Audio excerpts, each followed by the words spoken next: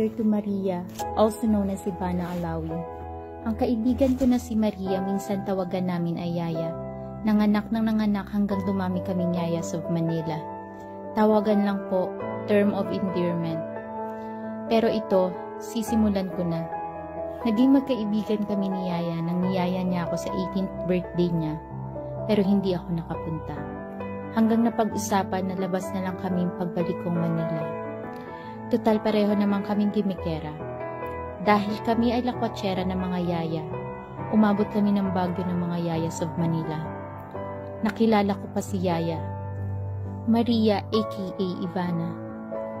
Ang pangarap niya ay sumikat talaga, hanggang naulit ang aura. Minsan doon ako natutulog sa kanila. Sa simpleng bahay na inuupahan nila, sa sahig lang kami natutulog ni Yaya. Nilalagyan lang ni Yaya ng fur carpet para kahit papano ay bongga. Pansin niyo yun, diba? Hilig niya talaga fur, dahil nakakasosyal nga naman talaga. Mahilig din siya sa dog at mahilig kami magkwentuhan ni Yaya lalo na sa love life niya at lumamon na parang baka. Pero wag ka, grabe, pang teleserye ang life and love life niya. Pati ang karanasan niya na hindi ko kinaya dahil sobrang bata pa niya. Pero dun ko siya lalong nakilala. No filter, just being her. Pero todo na siya rumakit. Sadyang matapang talaga si Yaya para lang sa magandang buhay para sa pamilya. Dun sa bahay nila, na-meet ko si Mona, Hashim, pati si Tita na ubod din ng kwela. Kaya nag-click kami ni Tita. Pati si Mona na sobrang sweet talaga. Kahit may sakit siya, ay bongga. Very positive lang ng aura niya. Kaya lagi kong pinapatawa si Mona. At dahil na rin sa kwento ni Tita, hindi na ako nag-iced tea pa. Doon ko rin nakita na si Maria ay breadwinner pala. Nakita ko pa si Yaya, hindi lang maganda, ay galante pa pala lalo na sa pamilya. Si Maria ay sobrang raketera talaga. Minsan nga nag-away sila ni Tita pero di rin nakatiis. Si Yaya nagpasama. Aba, bibili pala ng ref ang loka. Madalas nagdi-date kami kasama ang mga Yayas of Manila or kaya gym buddy ang goal naming dalawa. Or, minsan si Hashim ang substitute niya pag pagoda ang beauty niya. O diba? Sweet talaga. At least di niya ako iniwan mag-gym mag-isa o kaya naman sleepover ang peg namin ni Maria. Isang araw nagulat ako, tumatawag si Maria. May sasabihin daw siya ng bongga. Ay talagang bongga. Si Maria nakakondo na, may pakotse pa. So ang aura tambay kami lagi sa kondo niya. Or kaya tinuturuan ko siya mag-drive kasi medyo kabado pa siya. At since 6 years na ako nagda-drive that time, super alalay ako kasi mahirap na. At pag di ako makakapunta kahit super reason ako na no gas ako, ang layo, etc. QC ba naman to BGC? Traffic galore. Walang lusot kasi si Maria may pa-Uber na. Uber pa kasi noon. Sa labas ng bahay ko. And I really find it sweet. So go na lang kasi nakakatouch ang effort niya. Ilang araw lang lumipas, tumawag uli si Maria. Kinabahan na naman ako. Hala, nagpa-boobs na. Sabi ko, papano? Nakatulog lang ako. So go na naman ako sa lungga niya. Sleep over galore, ganon. Nasundan pa, nagpa-veneers na ang loka. Pero dahil lagi siya niluloko ni Tita, na parang ang laki daw ng ipin niya, so kamalaunan pinaulit niya. Sinabi niya sa akin na gusto niya nga mag-artista. At makalaunan nakapasok nga siya sa isang artista search. Kaya pala. Pero carry lang kasi mas lalo siyang gumanda. Nakakatuwa kasi every time may small victory sa life niya, syempre, present kaming mga Yaya. Pati sa mga artista search events niya. Super tawag pa siya kung hindi ako makakapunta, so go. Kasi si Tita na ang nag-aaya, then Korean party ang ending naming mga Yaya. At na-meet ko pa isang kapatid niya na si Amira. Gumimik na naman kami dahil sa pagdating ng ate niya. Pero may oras na nag-away din kami ni Yaya, pero isang beses lang mga besh. Pero siguro normal lang yun sa magtotropa dahil lang sa isang maling akala. To Mariam Saeed Samir Abdullah Nasser Al-Alawi, also known as Ivana Alawi. Sa panahong ang daming time mag-isip at kamustahin ang mga taong parte ng buhay natin, Naalala ko na naman kayo. Actually, ng pamilya mo. Sige, fast forward na muna. 2018, Ivana ang pangalan mo. Nagkita pa tayo, nagkwentuhan about sa career mo. Super happy ako at tayo that time at gumimik pa tayo few days after kasama jowa mo. Love wins talaga kasi nagkabalikan pala kayo ni kuya na jowa mo na nag-18 ka. At dream mo, gusto mo na lang maging ulirang ina at magkaanak talaga.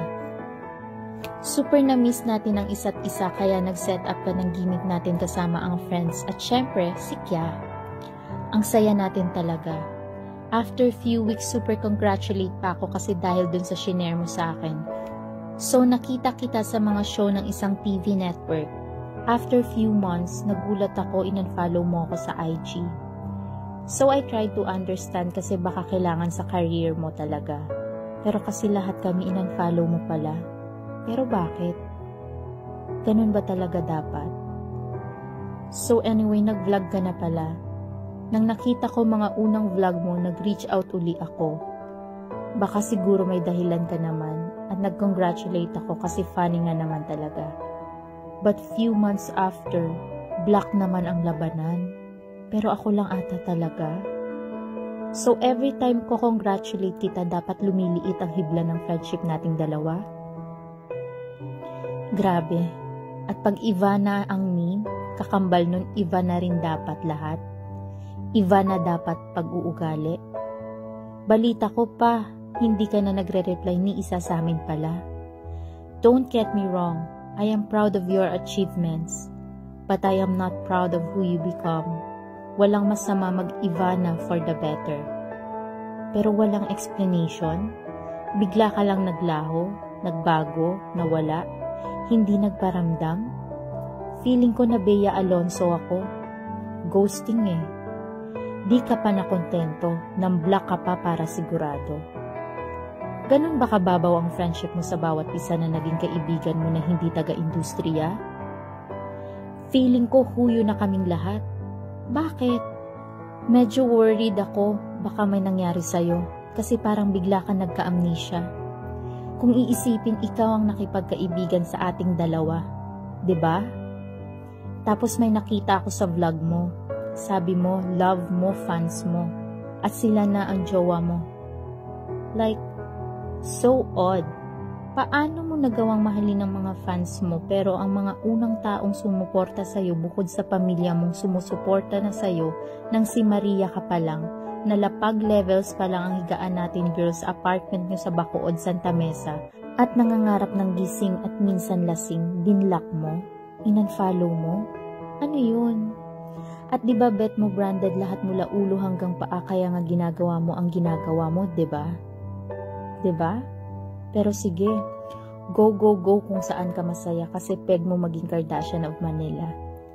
Lahat ng trip mo hindi ko hinusgahan dahil buhay mo yan. Pero since mas matanda ako sa'yo, nagpapayo na lang ako.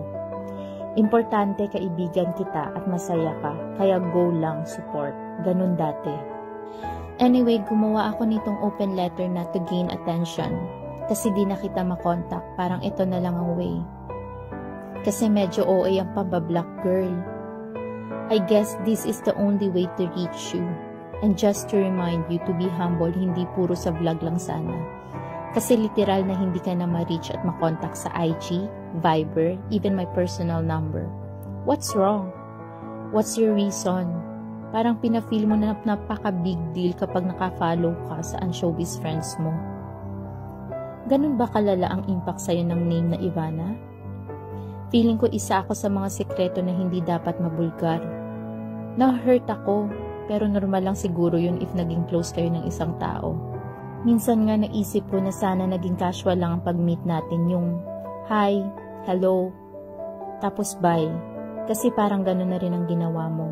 Imbes na maging down to earth ka sa unshowbiz friends mo, mas pina-feel mo na hindi ka na ma-reach.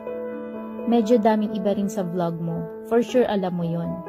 Sabi mo nga, being real is so important. So bakit di mo i-apply? At sa vlog mo parang natodo ang pagka-down to earth mo. Medyo nahilo ako. Confusing kasi. Parang baliktad naman, 'di ba? Ghosting nga eh. Grabe. Sabi nila hayaan ko na, pero hindi ko kaya. Kasi na-hurt ako sa actions mo towards us. Just because of what? Black talaga? Ano yun? At siguro I did my best to reach out para mag-explain ka. I even mentioned na okay lang naman mag-unfollow ka. We don't need to broadcast to the world na friends tayo. Since gano'n naman tayo nagsimula dati, diba? Tayo-tayo lang nakakaalam na magkakaibigan tayong mga yayas. Pero girl, muntik na ako mapamura sa reply mo. My God, pang fanay na lang? In short, general message to all your supporters. Pak, ganun. Pero true, I still support you even from the start, alam mo yan. Pero next nun, block na ako. I know walang perpekto sa kahit anong klaseng relasyon, kaibigan, jowa, pamilya, etc. Pero deserve ng bawat isa siguro ang explanation, kahit ano pa yan. Siguro kung may mang-bash sa akin na fans mo, wala akong magagawa. Pero kasi hindi ko maintindihan why. Siguro may iilang makaka-relate. Salamat dun sa mga iilan na yon. Dahil ang bawat isa naman ay may kaibigan at masakit yon kung bigla ito naglaho o nagbago ng hindi mo malamang dahilan. Gusto ko lang ilabas ang sama ng loob ko. I can't imagine how you've changed. But I'll be honest, it hurts kasi may pinagsamahan naman tayo kahit papano. Pero masayang masaya ako sa'yo dahil natupad ang pangarap mo. Pero nakakalungkot kung ano ang naging epekto sa'yo ng kasikatan na to. I thought if you support a friend from the beginning of their journey or during their struggle, they will stick to you, and how much more even during their success. Kasi dun mo mapapatunayan ang tunay sa hindi. Pero parang hindi naman totoo ang kasabihan na yun. Pero sa bilis ng pagkakataon na nakilala ko si Maria, masaya akong nakilala ko ang totoong Maria. Yun ang totoong Ivana. No filter, walang cover-ups, totoo lang. Pero dahil Ivana ka na, sa totoo lang, bumagay din talaga ang pangalan mo sa'yo na Ivana. Kasi nag-Ivana talaga ikaw, Maria. Sana lang pag nag-decide ka na balikan ng dati mo mga naging kaibigan o tropa, sana andyan pa sila ng pansamantalang pagkawala mo ng walang explanation. Kahit hindi na ako, okay lang. Kasi no matter what, alam mo, minahal ka namin ng mga naging kaibigan mo kahit sino ka pa, si Maria or Ivana. Sure ako doon dahil totoo yun at kung ano pa ang mga ginawa mo, it doesn't matter. Kasi wala namang perpekto eh.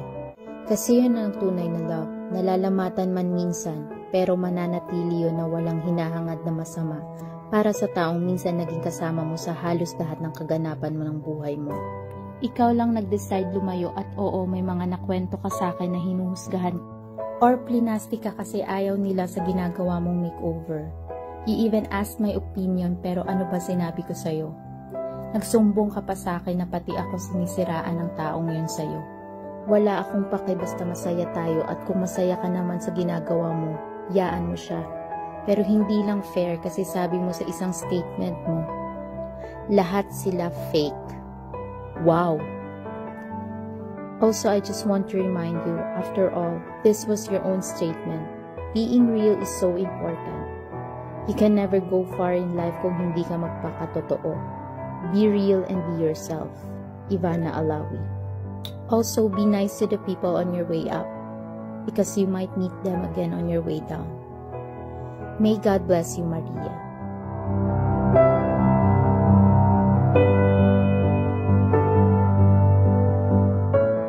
So, yun po.